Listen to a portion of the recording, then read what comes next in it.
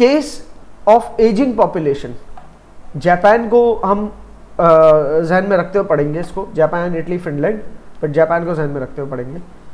As countries like Japan grapple with rapidly ageing population, rapidly ageing population का मतलब है कि लोअर एज के कम बच्चे पैदा हो रहे हैं, मतलब लोअर एज में कम पॉपुलेशन है क्योंकि बच्चे कम पैदा हो रहे हैं, और जो पिछली जनरेशन थी वही ऊपर ट्रैवल अप करती जा रही है, तो एज, हाई एज के अंदर पॉपुलेशन बढ़ती जा रही है, जबकि नीचे से और पॉपुलेशन आ नहीं रही उतनी, तो that is called ageing population. They face a myriad of challenges, बहुत सारे, मतलब बहुत ही पहाड़ है चैलेंजेस के इनके सर पे, that impact their economies, health care systems and social structures. The phenomena of aging populations characterized by a decline in working age individuals and an increase in older adults. Mainly मसला क्या है? मसला शुरुआत का नहीं है, मसला ये नहीं, छोटे छोटे बच्चे चलो अगर इतने नहीं भी तादाद में, चक्कर ये जब छोटे बड़े होंगे तो यहाँ बीच में आने हैं। अब यही तादाद में अगर कम होंगे तो बीच में वर्किंग एज में कम लोग पहुंचेंगे, और वर्किंग एज पॉपुलेशन के सर पे वैसे ही बोझ होता है ओल्ड एज को संभालने का और न्यू बर्थ को संभालने का, क्योंकि डिपेंडेंट होते हैं वो। तो अब तुम सोचो एक ऐसी इकोनॉमी जिसमें ओल्ड ज्यादा हो और वर्किंग एज कम हो, तो एक तो वर्किंग एज की तादाद कम है, और फिर अब उनको इतना कमाने के ज्यादा तादाद जो कि ओल्ड एज वाले हैं उनको भी सस्टेन कर सके, तो उनकी लिविंग कॉस्ट बहुत बढ़ जाएगी। सही है। ये तीनों पिरामिड्स को देखो, एक एक्सपेंडिंग, एक्सपेंडिंग क्यों? क्योंकि नीचे एक्सपेंड हो रहा है, यंगर एज बढ़ती जा रही है, ठीक है, जबकि ये कॉन्ट्रैक्टिंग, नीचे कॉन्ट्रैक्ट हो रहा है, यंग एज वाले कम हो रहे हैं, तो कॉन्ट्रैक्टिंग पिरामिड जो होता है वो एजिंग पॉपुलेशन का होता है। और स्टेशनरी वो है, एक दफा आप स्टेशनरी होते हो उसके बाद आप कॉन्ट्रैक्ट होना शुरू हो जाते हो। सही है। ये भी यकीनन जापान भी ये जापान का इस तरह का होगा, वो भी कभी स्टेशनरी हुए होंगे एक टाइम तक, फिर कॉन्ट्रैक्ट होना शुरू। जाहिर एक्सपेंडिंग पॉपुलेशन है, वो बीच में स्टेशनरी हुई होगी फिर कॉन्ट्रैक्ट हुए होना शुरू होती है ना, ठीक है। तो उनके जो है जापान जैसी कंट्रीज में, तो उनके ओल्डर एडल्ट्स की तादाद बढ़ती जा रही है और वर्किंग इंडिविजुअल्स की तादाद कम होती जा रही है, जिसके profound implications for these nation, मतलब प्रोफाउंड मतलब सिग्निफिकेंट, इनकी कंट्री के ऊपर बड़ी सिग्निफिकेंट क्या कहते हैं इसके इम्प्लीकेशंस है कि क्वालिफाइड वर्कर्स कम है इनके पास, और कम हो जाएंगे फ्यूचर में, और ठीक है। अब जाहिर है वो टेक्नोलॉजी से सब्सटीट्यूट कर देता है फिर इन मसलों को, फिर भी लेबर तो चाहिए ना। Labour shortage can result in decline in productivity, higher labour cost, तो लेबर शॉर्ट होगी तो लेबर कॉस्ट भी बढ़ जाएगी फिर। सही है। फिर लेबर कॉस्ट अगर बढ़ गई तो आप जो भी प्रोड्यूस करोगे वो प्राइस वाइज भी कॉम्पिटेटिव नहीं रहेगा इंटरनेशनली। सही है। तो ये खैर आप पढ़ेंगे जापान का केस, फिर जापान का पॉपुलेशन पिरामिड देखें और उसको फिर मैं कंपेयर करवाऊंगा आपको। बहरहाल भाई इस पॉपुलेशन पिरामिड से एक एस्पेक्ट पता चल रहा है, इसका मतलब ये नहीं कि आप जज कर लेना, Japan is a very developed country, ठीक है। और यस उनकी पॉपुलेशन पिरामिड अभी इस तरह का है कि फ्यूचर में उनके लिए शायद मसले आ सकते हैं, but right now they are so developed, और वो इतने डेवलप्ड है कि वो उसका हल निकाल भी लेंगे, जिसमें से एक हल तो ये है कि वो इमिग्रेंट्स को बुला बुला के अपना शॉर्टफॉल पूरा करें। लेकिन अगेन आप जितने इमिग्रेंट्स को बुलाते हो उससे ये होता है कि आपकी आइडेंटिटी जो है ना कम होती चली जाती है। जैसे कि यूएई है, यूएई के अंदर सिर्फ 11% उनके लोकल्स हैं, और मेनली वो डिपेंडेंट है फॉरेनर्स के ऊपर। तो फॉरेन में से कोई भी ऐसे वर्कर, जैसे इंडिया के, वहाँ बहुत यूएई का इंडिया का यूएई पे बहुत इन्फ्लुएंस है, बिकॉज यूएई के अंदर इंडिया भरा पड़ा है। सही। तो you have to then listen to them. अच्छा जी, ये जापान का पॉपुलेशन पिरामिड को हम ज़रा देख रहे हैं। ये मतलब एज बाई एजेस यहाँ लिखे 0 years, 10 years, 20 years, 30 years। तो देख रहे हो कि नए इन्फेंट्स तो बहुत ही कम है, देयर सो लेस। और ये देख रहे हो 50 वाली एज यहाँ पर इतनी ज़्यादा है, ये सारे 50 की एज वाले हैं। तो मेनली इनकी पॉपुलेशन 50 या उससे ज़्यादा बड़ी वाली है।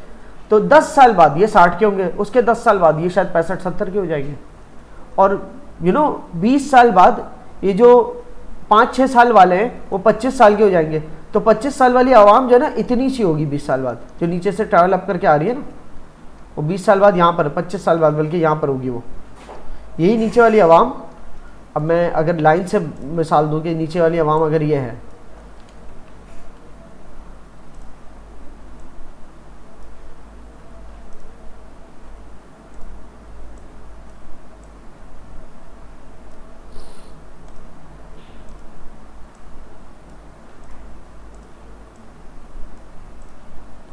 अब लेट सपोज ये हैं तकरीबन 10 साल तक वाले, वो 20 साल बाद यहाँ डेवलप होकर यहाँ पहुँच जाएंगे, वर्किंग एज वाले होंगे सारे, तो वो कितने कम होंगे उनकी बनिस्बत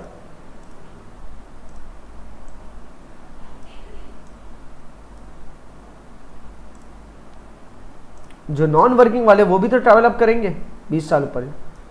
तो अब आप देखो सिनेरियो, इनके सर पे उनको पालना हो, सही है, that's gonna be too much burdensome, सही है। तो this is the right current structure of population of Japan, ठीक है। हाँ वो पॉपुलेशन इशू उनके वहाँ है, क्यों? लिविंग कॉस्ट उनकी ज़्यादा है, लिविंग कॉस्ट हाई होने की वजह से लोग है ना बच्चे नहीं ले रहे ज़्यादा, ठीक है, और वो ना बच्चे लेने की वजह से पॉपुलेशन की मतलब कॉन्ट्रैक्टिंग मोड में। पाकिस्तान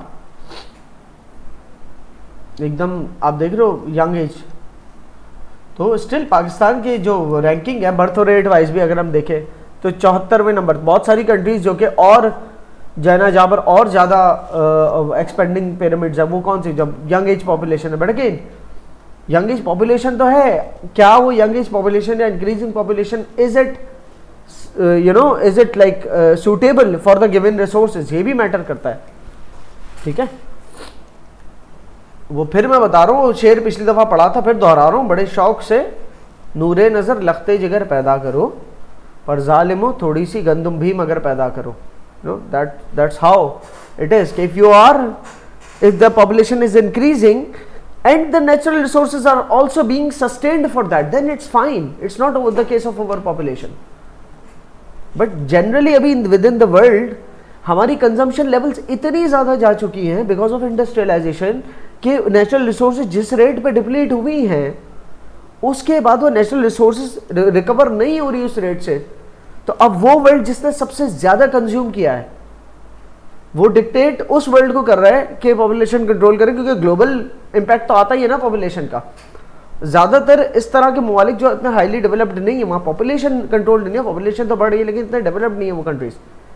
पर वो पॉपुलेशन जो है वजह तो बन रही है ना दुनिया भर के अंदर increase of population, depletion of resources की। तो वो आप अगर आज से बहुत मतलब 800-900 तो बहुत ज़्यादा हो गया, 400-500 साल भी पीछे चले जाओ तो छोटे छोटे यूनिट्स में काम होता था। और इतनी ज़्यादा मिसाल के तौर पर एक ग्लास की मिसाल लेते तो आज हमारे एक घर के अंदर कितने किस्म के ग्लास होते हैं, कितने किस्म के मैं पेन यूज़ करके काम कर लेता हूँ, कितने किस्म के गैजेट्स होते हैं। तो वो तमाम चीज़ें जो बड़े वक्त के साथ साथ न्यू मॉडल आते जा रहे हैं जिसकी रिक्वायरमेंट शायद नहीं थी पहले भी तो यही रहते। तो इतने पेस से जो हमारी कंजम्पशन लेवल्स बढ़ी, that has become literally a reason why the natural resources are being depleted. अब ना कंजम्पशन को रोकना ऑप्शन नहीं है बल्कि पॉपुलेशन कम करना ऑप्शन है कि हम जो हैं वो अपनी कंजम्पशंस नहीं रोकेंगे, कंजम्पशंस तो रहेंगी, हाँ न्यू पैदा ना हो, ठीक है। वरना अगेन कोई तो किसी तरह तो कंट्रोल करना है। तो अगर हम अपनी कंजम्पशन कंट्रोल नहीं कर पा रहे तो फिर पॉपुलेशन कंट्रोल करनी पड़ेगी, वरना नेचुरल रिसोर्सेज या तो फिर थर्ड एंगल ये कि वो इंक्रीज हो सके, लेकिन natural resources they take their time.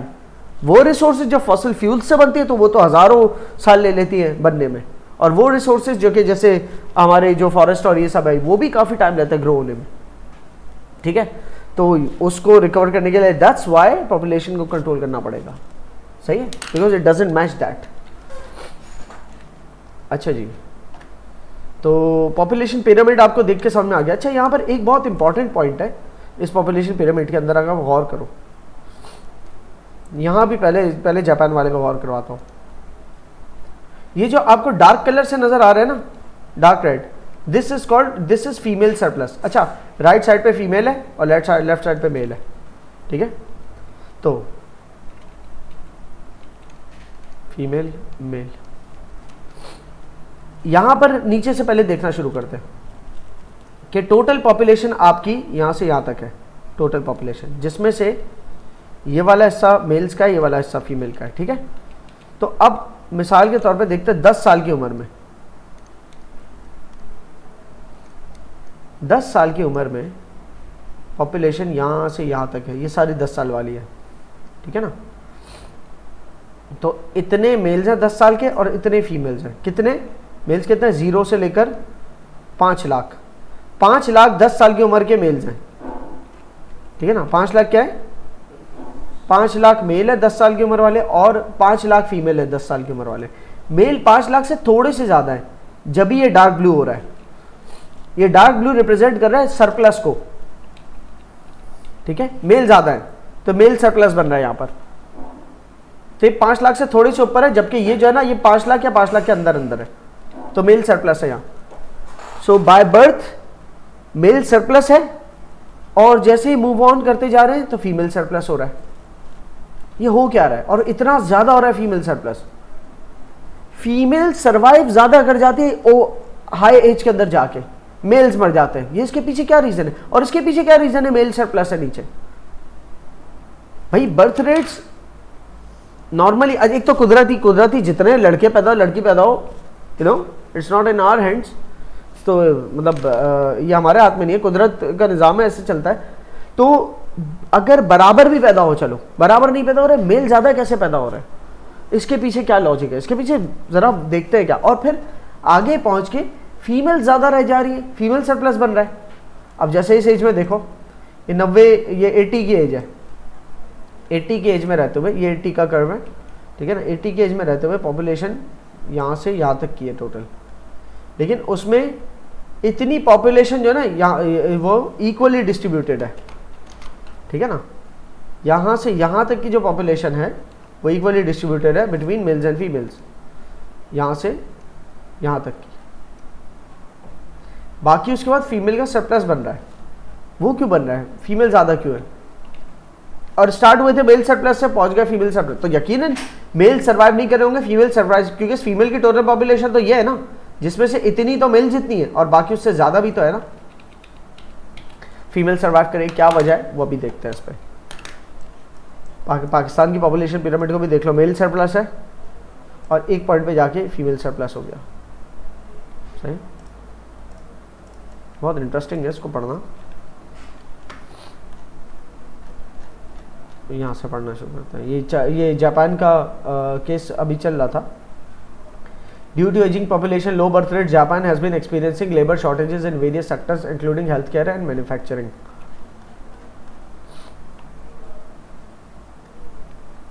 तो जापान का आप पूरा केस पढ़ लेना, ठीक है। इसके ये मैं बताने के लिए अभी नहीं बात कर रहा था, मैं वो आपको समझा दिया पॉपुलेशन पिरामिड, ठीक है।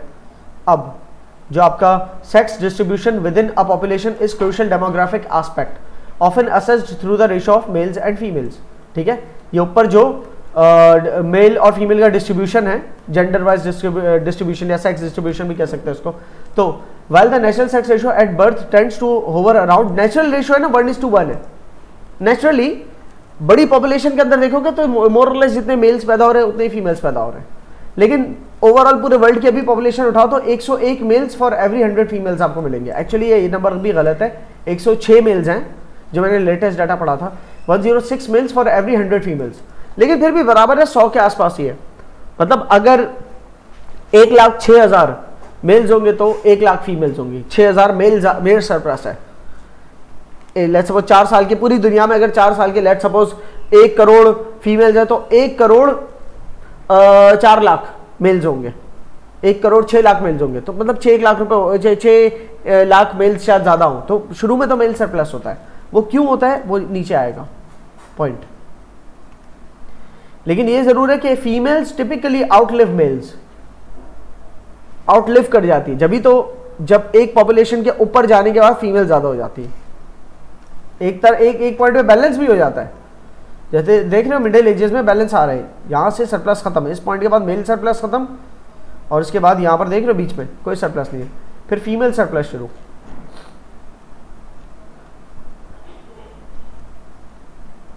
Why there is male surplus in early years and after 60s there is female surplus। अब मेरे साथ देखना, the male surplus observed in early years, particularly in regions influenced by cultural traditions of son preference, stems from a combination of prenatal sex selection practices। prenatal मतलब बिल्कुल early जो है ना, बिल्कुल बच्चा जो या तो पैदा नहीं हुआ है, पैदा हुआ नौमौलूद है, ठीक है ना। तो उसकी जो प्रेफरेंस है वो क्या है, मेल चाइल्ड होना चाहिए। वो बहुत सारी जगह पर कस्टमरी मेल चाइल्ड की एक बनी हुई रीत कि मेल चाइल्ड होता है तो वो फैमिली को सपोर्ट करता है, आगे वो काम में मदद करता है, वो वारिस बनता है हमारा और उससे नस्ल चलती है वगैरह वगैरह। इस चक्कर में वो ट्रीटमेंट में डिस्क्रिमिनेट करते हैं। तो मेल चाइल्ड अर्ली बर्थ है, वो भी इन्फेंट है, और बच्ची है वो भी इन्फेंट है, तो ज़्यादा अच्छी केयर शायद मेल को मिले, फीमेल को ना कर रहे हो केयर इतना, तो हो सकता है वो सर्वाइव ना करें, तो मेल सर्वाइव कर जाए, सरप्लस बन गया। हो सकता है वो एबॉर्शन प्रैक्टिस सिलेक्टिव हो, कि वो अल्ट्रासाउंड करा दिया और पता चला कि मेल चाइल्ड नहीं है, फीमेल चाइल्ड है, तो अबॉर्ट करा दिया, सही ना। अबॉर्शन अगेन ये बहुत सारे जो है ना उसके अंदर रिलीजन्स में तो जायज़ ही नहीं है सिरे से। For example in Islam it's not मतलब अलाउड नहीं अबॉर्शन करवाना, ठीक है, लेकिन जो करवा देते हैं तो और सिलेक्टिवली करवाते हैं, मेल को रहने दिया लेकिन फीमेल अगर नहीं चाहिए तो वो अबॉर्ट करा दिया, तो उससे क्या हुआ, मेल ही पैदा हुआ, समझ लो। Now you get the reasons. और रीज़न ये भी हो सकता है कि जहाँ सर्वे फॉर्म्स और सर्वेज लेते हैं ना जाके डोर स्टेप्स पे, तो जहाँ पर ऐसे ख़ानदानी निज़ाम है कि अपने ख़वातीन का डाटा भी नहीं देते, तो अपना नहीं बताएंगे कि बच्चियाँ कितने से, मेल्स का डाटा दे दिया अगर तो डाटा ही रिकॉर्ड नहीं हुआ, फीमेल्स का तो फीमेल्स शॉर्ट हो गए, मेल जो है वो सिर्फ रिकॉर्ड होते, मेल सरप्लस बन गया। अच्छा, neglect of family child care due to economic and social biases favoring male offsprings. The availability of prenatal sex determination technology since the mid-1980s has exacerbated these distortions, resulting in significant imbalance in the sex ratios at birth.